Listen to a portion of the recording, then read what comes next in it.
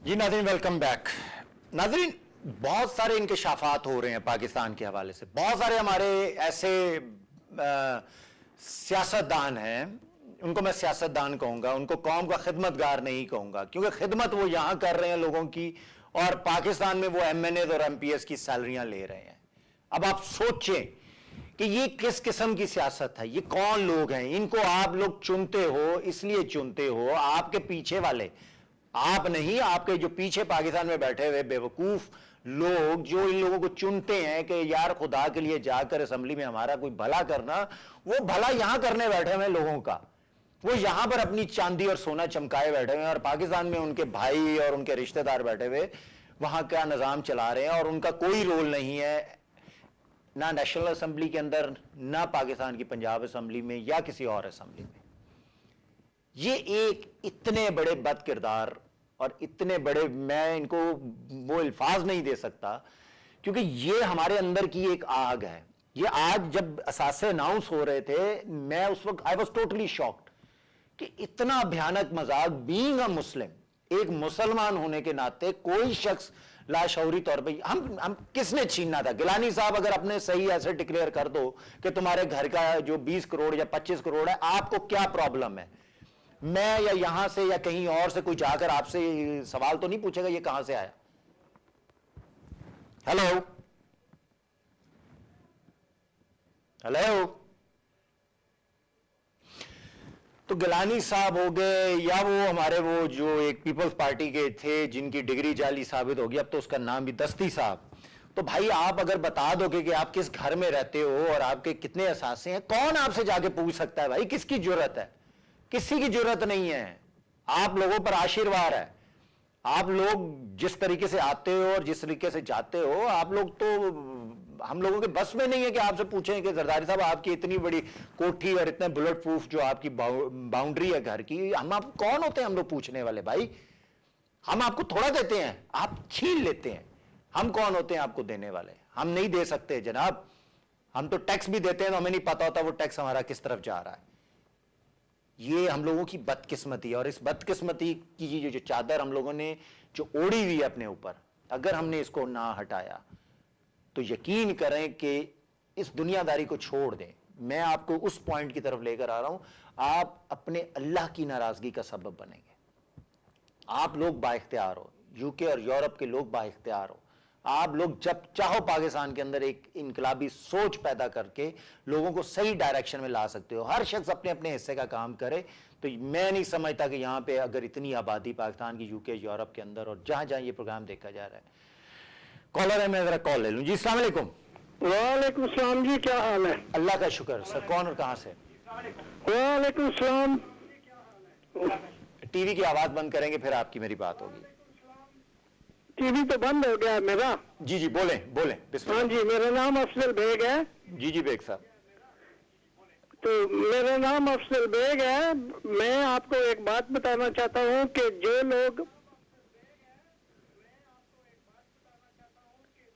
लोग पाकिस्तानियों ने रिजेक्ट कर दिए हुए हैं, जो लोग बदनाम हो चुके हैं, आप मीडिया वाले उनको हर रोज हर दूसरे दिन बुलाकर उनकी मशहूरी करते हैं। मैं मेंशन करना चाहता हूँ, खास करके कर सकता हूँ अगर इजाजत हो तो, किसी और स्टेशन का नाम। नहीं करें तो अच्छी बात है। आप, मैं पता क्या है, वो जो कर रहे हैं वो उनको करने दें। मैंने और आपने क्या करना है, इस पर फोकस करें तो ज्यादा अच्छा है।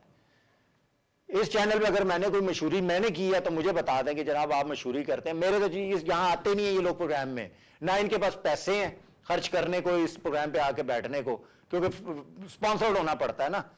तो जो स्पॉन्सर्ड हो जाता है वो आ जाता है बेचारा। तो बाकी तो आपने देख लिया मेरे प्रोग्राम में ये लोग नहीं आके बैठते, क्योंकि मेरी इनसे बातचीत है। मैं इनसे कहता हूँ भाई आ जाओ, स्पॉन्सर होना पड़ेगा, तो वो कहते नहीं जी सॉरी बड़ी मेहरबानी, हमारे पास तो इतने वसाइल नहीं है। भाई वसाइल नहीं है तो जरदारी साहब से मांग लेना, मियां नवाज शरीफ से मांग लें।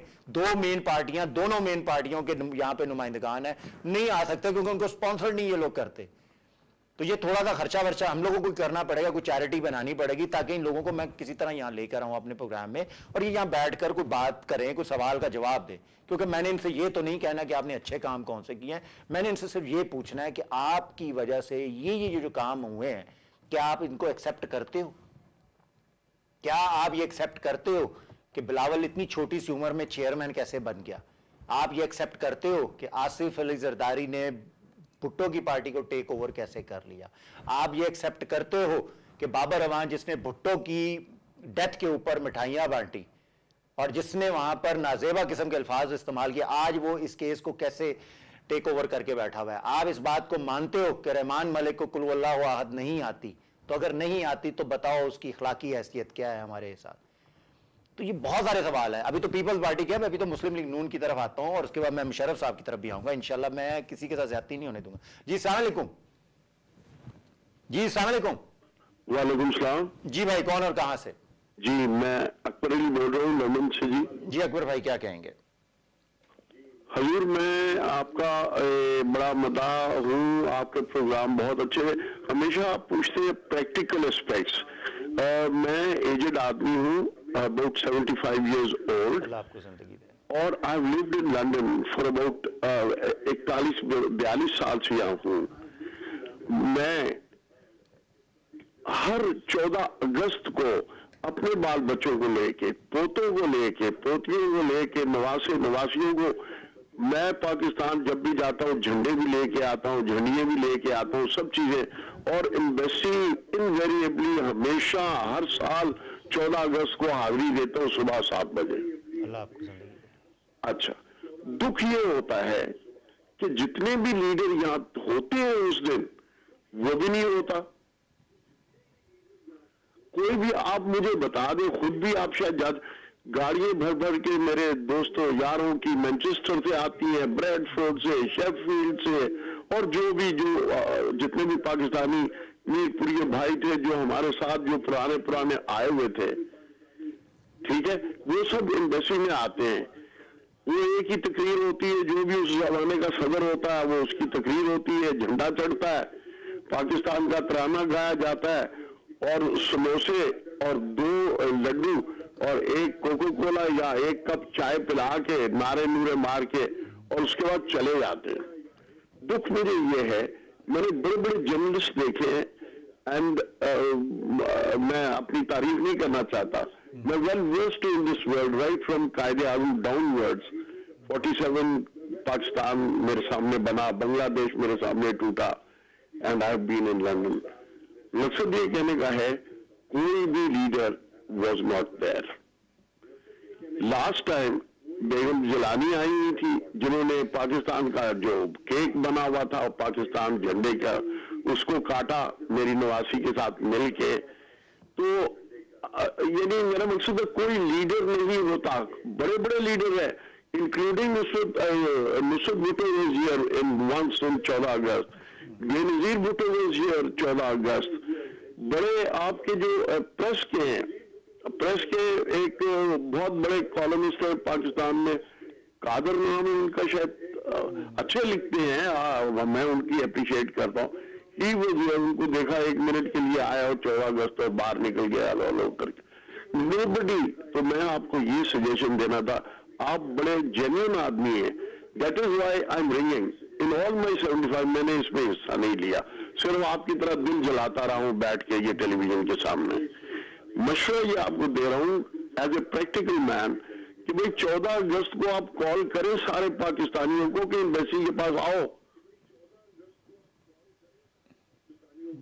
जी बोले। इसी झंडे लेके हम अपना डिस्प्ले करें कि भाई हमें क्या यहाँ तकलीफ है क्या।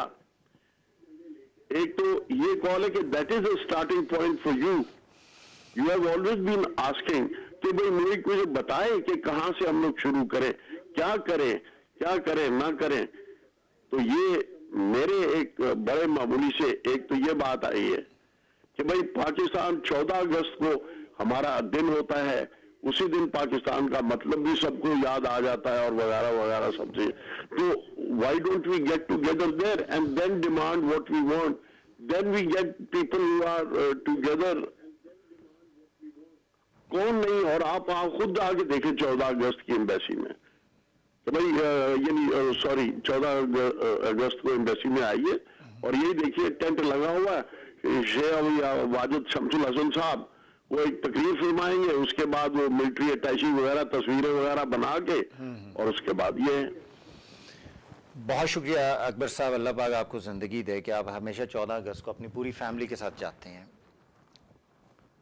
ये जो 14 अगस्त है, इस दफ़ा का 14 अगस्त वो बड़ा यादगार होगा, इसलिए कि मैंने इस दफ़ा तहिया किया हुआ है कि इंशाअल्लाह मैं वीनस के प्लेटफॉर्म पे एक कैंपेन चलाऊंगा कि 14 अगस्त को हमने पूरी बरतानिया के पाकिस्तानियों को उस प्लेटफॉर्म पे लाना है। उसके लिए हम पूरा होमवर्क करेंगे। अल्लाह पाक ने अगर मुझे ज़िंदगी दी और उस वक्त मैं अगर यहाँ हुआ तो इंशाअल्लाह वो 14 अगस्त यहाँ पे एक तारीखी 14 अगस्त होगा कि पूरा पाकिस्तान इंस्टेड ऑफ इस किस्म की ये जो ड्रामे हैं और ये जो झूठ की जो वो होती है, हम 14 अगस्त को उस तरह नहीं मनाएंगे। हम 14 अगस्त को उसके इंशाल्लाह प्रोफाइल के मुताबिक पूरी बरतानिया को दिखाएंगे कि यस वी आर पीपल्स। हम इंशाल्लाह 14 अगस्त में अपने हजारों लाखों लोगों को इकट्ठा करेंगे और उसके अंदर इंशाल्लाह मैं कंट्रीब्यूशन करूंगा, कोई आए ना आए। मैं जिस दिन ऐलान करूंगा और इंशाल्लाह वीनस टीवी के पूरी जो हमारी टीम है, चेयरमैन जब ऐलान करेगी कि हम इस जगह पर खड़े होकर 14 अगस्त मनाएंगे, कोई आए ना आए इंशाल्लाह हम वहां पर जरूर जाएंगे और ऐसे तारीखी इंशाल्लाह काम करेंगे वहां पे कि आप लोग याद करेंगे कि वाकई 14 अगस्त को यूनाइट किया हम लोगों ने पाकिस्तानियों को। अदर देन दैट, इससे हट के मैं आप लोगों से जो रिक्वेस्ट कर रहा हूं, ये 14 अगस्त है, ये साल में एक दिन आता है। हमें हर रोज इस 14 अगस्त को मेंटेन करना है, हमें वो यूनिटी हर रोज मेंटेन करनी है। उसके लिए हम इंशाल्लाह हिकमत अमली बनाएंगे, इंशाल्लाह इसी प्लेटफॉर्म से इंशाल्लाह हम अपना अलायंस बनाएंगे, हम पाकिस्तानी कम्युनिटी को इकट्ठा करेंगे। कोई जरूरत नहीं छोटी छोटी कम्युनिटी में बिखरने को। मैं एक एक कम्युनिटी के पास जाऊंगा क्योंकि खुदा के लिए ये जो 150 की तुमने मस्जिदें खड़ी कर दी हैं ना पाकिस्तान के नाम पे, इनको छोड़ दो और सबको एक दायरे में लेके आओ। सब पाकिस्तानी बन के यूनाइट बन के एक दफा प्लानिंग कर लो कि पाकिस्तान के अंदर हमने ये गंदगी को कैसे झाड़ू फेरना है। जो क्वालिटी का झाड़ू और क्वालिटी का जो वाइपर है ना, वो अल्लाह की कसम आप लोगों के पास है। पाकिस्तान वालों के पास वो झाड़ू नहीं है जिससे वो उनको बाहर निकाले, वो असल ताकत और वो झाड़ू आपके पास है। और अल्लाह पाक ने आपको वो हैसियत दी है, लेकिन आपको आजमाइश में डाला हुआ है। यहाँ के सिस्टम के हाथों आप लोग इस वक्त एक किस्म का यूं कह लें कि ट्रैप है।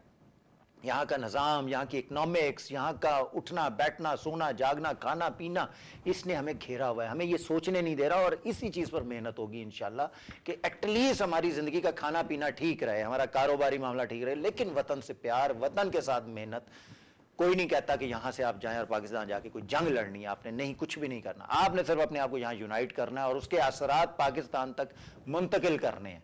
आप यहां होंगे, आपकी रूहें वहां काम करेंगी, ये अल्लाह का इनाम होगा आप लोगों के लिए। क्योंकि Pakistan is not a simple Pakistan, is called इस्लामी जमहूरिया पाकिस्तान। का मतलब क्या? ला इलाहा इल्लल्लाह मोहम्मद रसूलुल्लाह। ये वो चीज है जिसको आप अपने अंदर 5 मिनट के लिए जगा लें, खुदा रसूल का वास्ता है। मैं पाकिस्तान मुस्लिम लीग नून की तरफ अब आता हूं। मियां नवाज शरीफ साहब आप बड़े सच्चे पाकिस्तानी हैं, बार बार ये बात प्रूव करने की कोशिश करते हैं।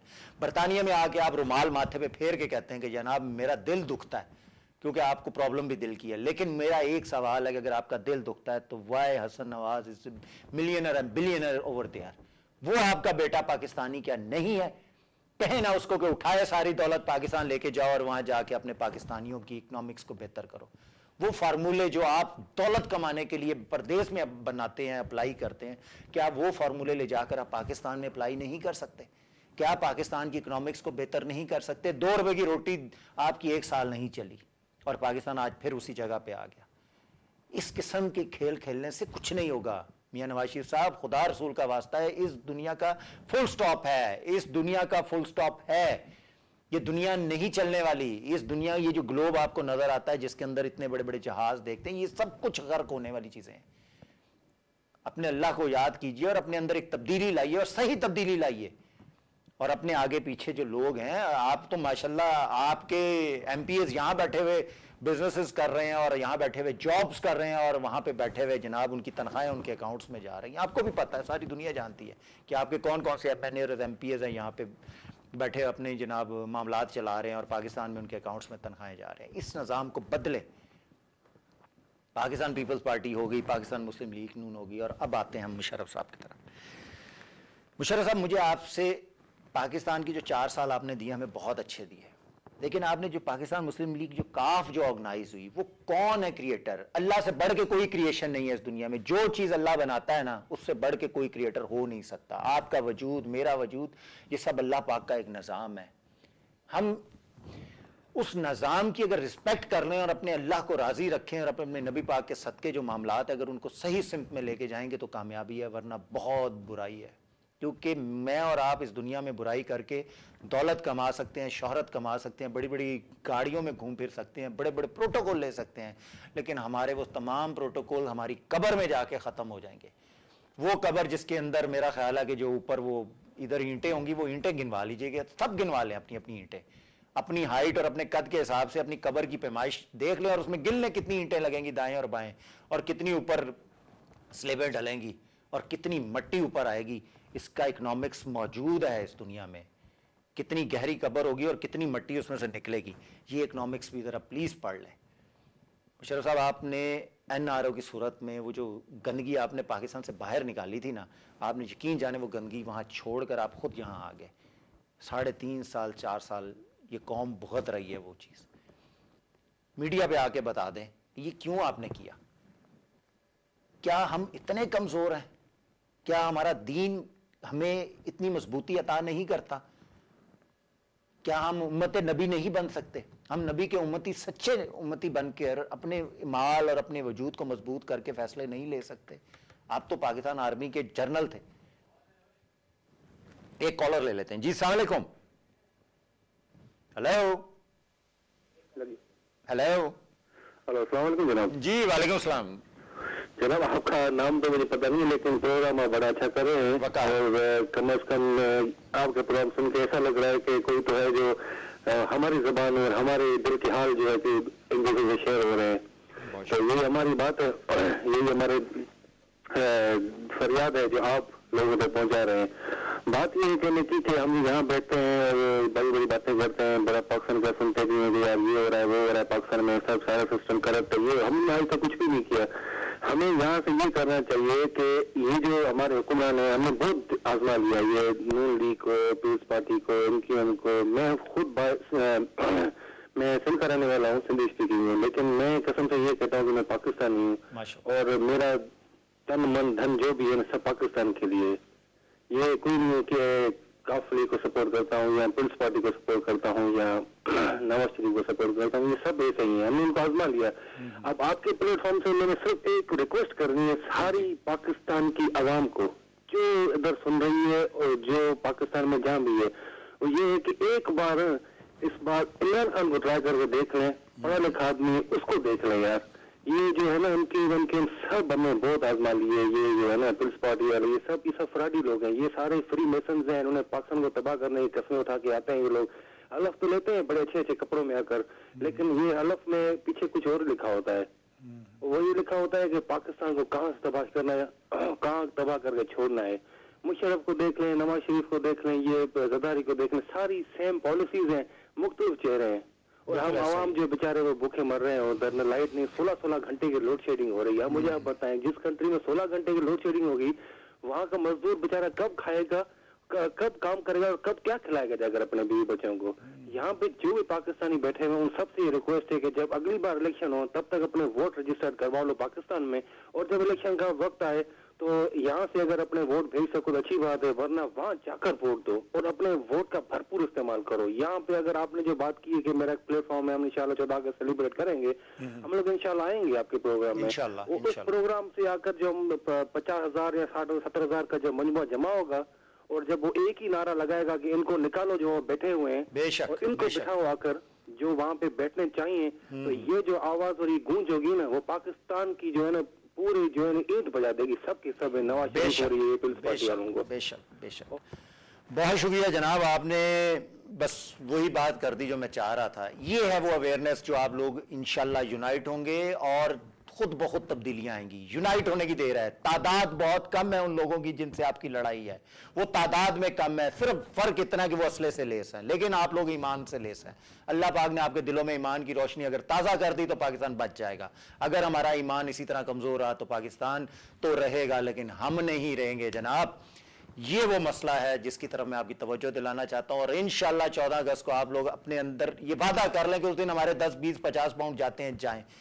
14 अगस्त को छुट्टियां अपनी अरेंज कर लें, पहले 1-1.5 महीना पहले कह दें जी 14 अगस्त को हम छुट्टी करेंगे और अपने वतन के लिए करेंगे। और उस दिन इंशाल्लाह वो जगह हम तयन करेंगे जहां हम सब मिलकर 500 झंडे इंशाल्लाह मैं आपको अपनी तरफ से करूंगा, इंशाल्लाह वहां पे झंडा ही झंडा पाकिस्तान का होगा। फिर आप सोचिएगा कि आप कौन हैं और आपका ताल्लुक किस पाकिस्तान से है।